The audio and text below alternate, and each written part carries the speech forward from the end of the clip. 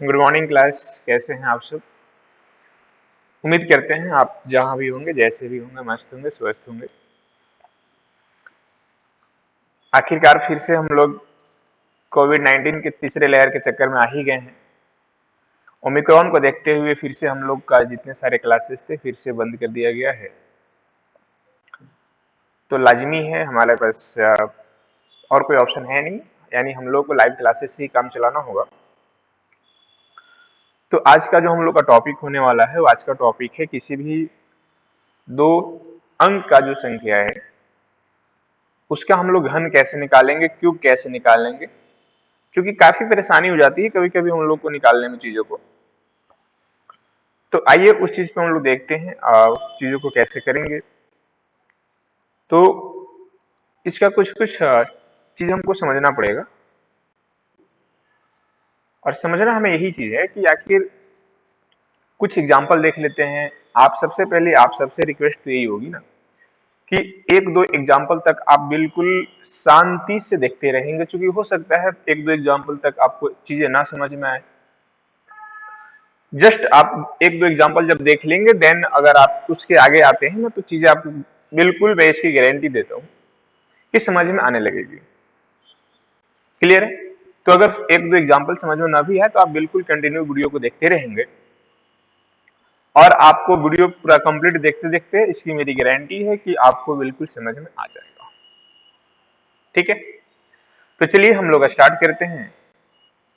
तो जो सबसे फर्स्ट एग्जांपल है हमारा, वो देखेंगे कि सर किसी भी नंबर का क्यूब हम कैसे निकालेंगे। जैसे अगर मान लेते हैं आपसे अगर पूछा जाए कि 12 का क्यूब कितना होता है, ठीक है, तो नॉर्मली आज जितने सारे क्वेश्चंस करेंगे सब पे हम ना लगभग दो तरीका बता देंगे, जिससे कि आपको जो आसान लगे, जो बेहतर लगे आपको करने में, आप उस तरीका को क्या करेंगे, अप्लाई करेंगे, चीजों को करेंगे।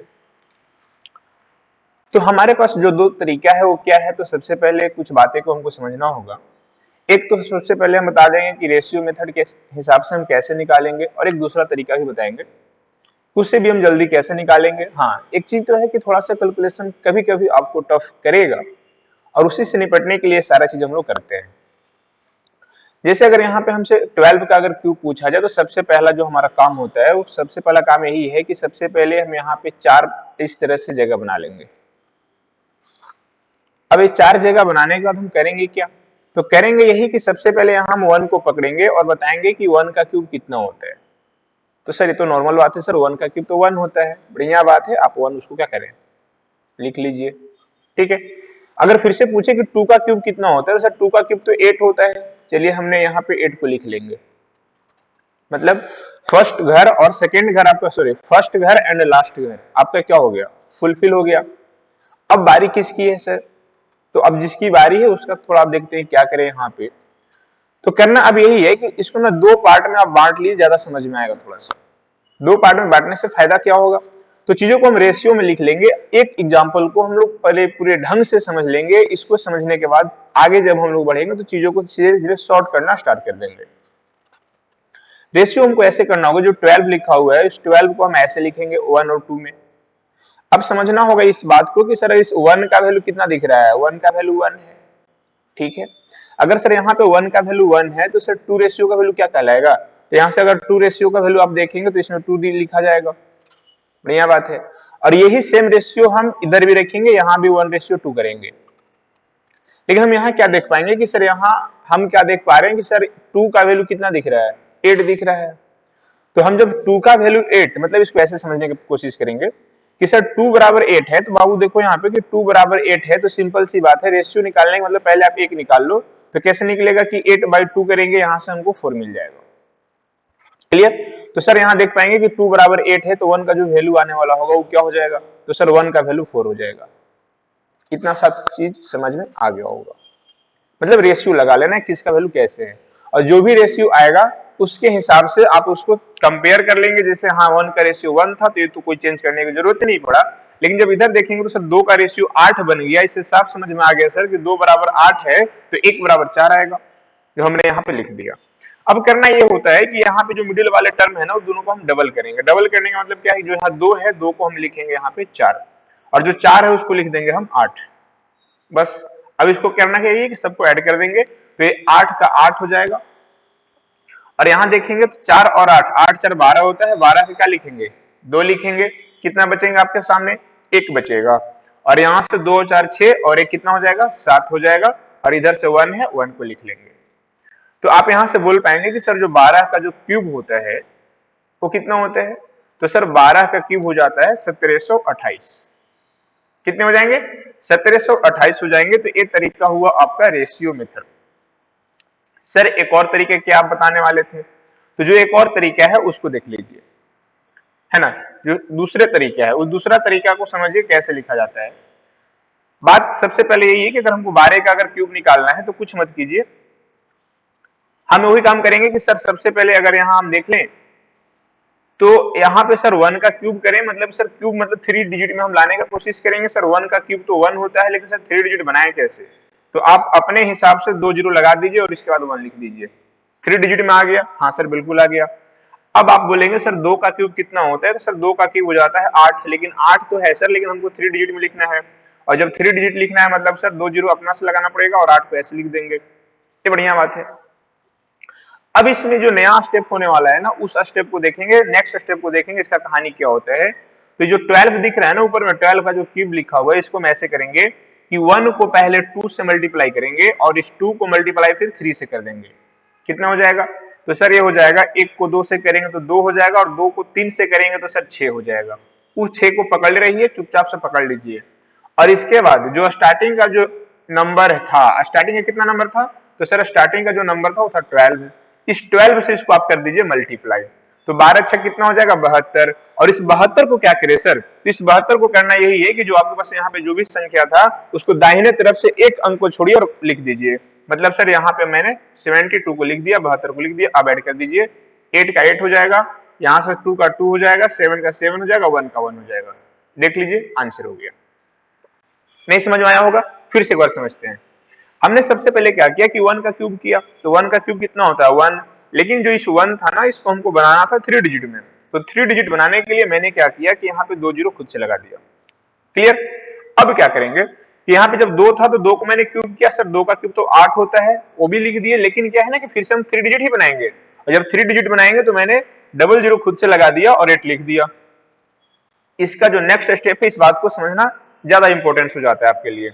तो अब क्या करेंगे कि जो भी यहाँ पे 12 का जो क्यूब लिखा था इसको हम करेंगे मल्टीप्लाई। कैसे करेंगे, तो पहले 1 को 2 से करेंगे, फिर 2 को ऊपर वाला जो पावर दिख रहा है ना पावर के साथ मल्टीप्लाई कर देंगे। तो सर 1 को 2 से करेंगे तो 2 हो जाएगा, और 2 को जब 3 से करेंगे तो 6 हो जाएगा।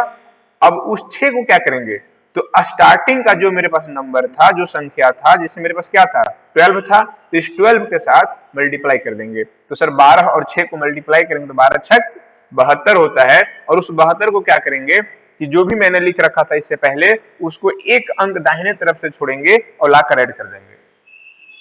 तो मैंने ऐड कर दिया, हमको कितना मिल गया 1728 मिल गया। ठीक है। अगर मान लेते हैं ये वाले एग्जाम्पल आपको नहीं भी समझ में आया होगा तो कोई बात नहीं, हम नेक्स्ट एग्जाम्पल से देखते हैं, वहां पे समझने का प्रयास करेंगे। जैसे अगर हम मान लेते हैं 13 का आपसे कोई स्क्वायर पूछ ले,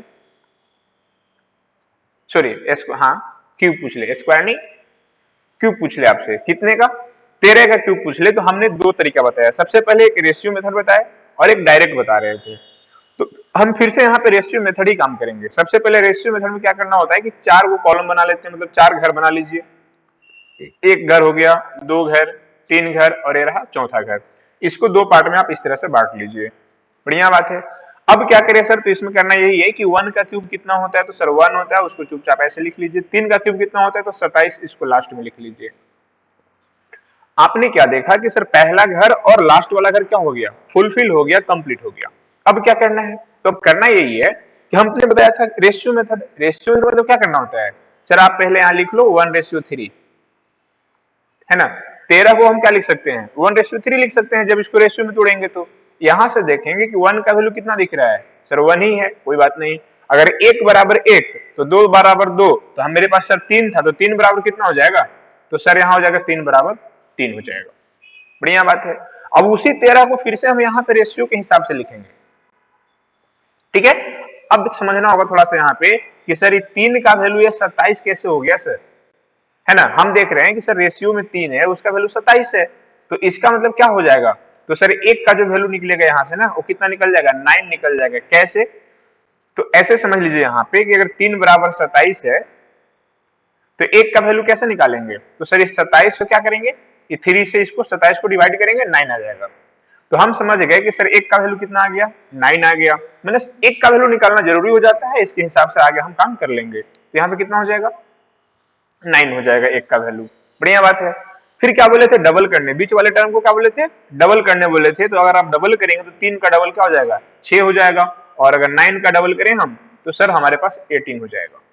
अब इसको करना क्या है, जोड़ लेना है। कैसे जोड़ेंगे, तो यहाँ पे अब जो 27 दिख रहा है ना, वो 27 में हम पूरे 27 नहीं बल्कि ये 27 का सिर्फ 7 लिखेंगे। क्या करेंगे, 27 का सिर्फ हम 7 लिखेंगे। ये तो बढ़िया बात है।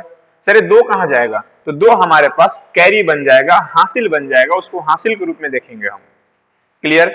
अब आते हैं, अगर यहाँ 9 और अगर 18 को हम ऐड करते हैं तो होता है 27, और 27 में यहाँ 2 मेरे पास हासिल था, 27 और 2 जोड़ेंगे तो हो जाएगा 29। 29 का कितना होता है, 9 होता है। अब मेरे पास सर हासिल कितना बचा, 2 बच गया। अब यहाँ से 3 और 6 देखेंगे तो 9 होता है, और 9 और 2 कितना हो जाएगा, 11 का 1 हो जाएगा, हासिल फिर से 1 बचा, 1 और 1 कितना हो जाएगा, 2 हो जाएगा। यानी कि सर अगर हम 13 का क्यूब करें ना तो 2197 आता है। 13 का क्यूब कितना आता है, 2197। ये कौन तरीका हो गया, तो ये हो गया आपका रेशियो मेथड। ठीक है। लेकिन सर एक और डायरेक्ट वाला क्या कहानी है, तो आइए देखते हैं डायरेक्ट वाला क्या कहानी है। डायरेक्ट वाला कहानी यही है कि अगर आपसे 13 का क्या पूछा गया था, 13 का क्यूब पूछा गया, कोई बात नहीं है, हम क्या करेंगे, पहले 1 का क्यूब करेंगे। सर 1 का क्यूब कितना होता है, तो 1 होता है, लेकिन इसको 3 डिजिट बना के लिखना है, ऐसे लिख लेंगे। बढ़िया बात है। सर 3 का 27 होता है, तो 27 को भी हम देख रहे हैं, सर 27 तो 2 ही अंक का है, इसको हमको 3 अंक बनाना है, मतलब एक जीरो खुद से लगाना पड़ेगा और तब 27 लिख देंगे। ये भी बढ़िया हो गया। अब क्या करें सर, तो अब करना है कि ये जो 13 लिखा हुआ है ना, 13 में 1 और 3 को आपस में पहले गुना करेंगे और फिर ई वाले 3 से भी गुना करेंगे। मतलब सर तो 1 को 3 से करेंगे 3 हो जाएगा, और 3 को फिर से 3 से करेंगे तो 3 तिया की 9 हो जाएगा। इस 9 को आप पकड़ लो। ठीक है, किसको पकड़ेंगे, ये वाले 9 को पकड़ लेंगे। अब जब हम 9 को पकड़ेंगे तो इस 9 को फिर क्या करेंगे, यहाँ जो आप कंप्लीट नंबर जो स्टार्टिंग में था कितना था, 13, इस 13 को आप 9 से गुना कराएंगे, तो 13 9 17 से होता है, इसका मतलब 117 होता है। और 117 को हम कहाँ लिखेंगे, तो दाहिने तरफ से एक अंक छोड़ के लिखेंगे। तो आइए हम दाहिने तरफ से अगर एक अंक छोड़ दें तो 117 ऐसे लिख पाएंगे, और इसको हम ऐड कर लेते हैं।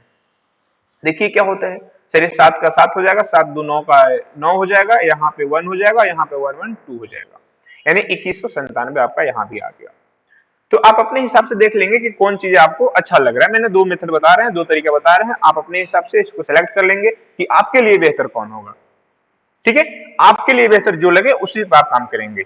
चलिए और नेक्स्ट एग्जाम्पल। तो नेक्स्ट एग्जाम्पल में रहेगा मेरा, ये मान लेते हैं क्वेश्चन है, यहां हम ले लेते हैं 14। चीजों को आराम से समझना है, कोई जल्दी नहीं है, और हम जितने सारे एग्जाम्पल बताएंगे सबको 2 तरीके से बताएंगे। ठीक है। अब यहाँ 14 का क्यूब करना है, मतलब क्या करना होगा, मतलब यही है कि यहाँ पे आपको पहले तो 4 घर बनाना है। इस तरह से 4 घर में फर्स्ट घर फुल कर दीजिए। 1 का क्यूब कितना होता है, तो सर 1 होता है। 4 का क्यूब कितना होता है, तो सर 64 होता है। पहले इसको 2 भाग में हम बांट लिए, बढ़िया बात है, बांट लो। अब इसको हमको रेशियो का मतलब सर 1:4 में बनाना था। सर 1 का वैल्यू 1 है सर, तो 4 का वैल्यू क्या हो जाएगा, तो सर 1 का वैल्यू 1 था, इसलिए 4 का वैल्यू 4 हो जाएगा। बढ़िया है। फिर से अगर सर हम रेशियो लगाने लगे तो हम देखेंगे सर 4 का वैल्यू कितना है, 64 है।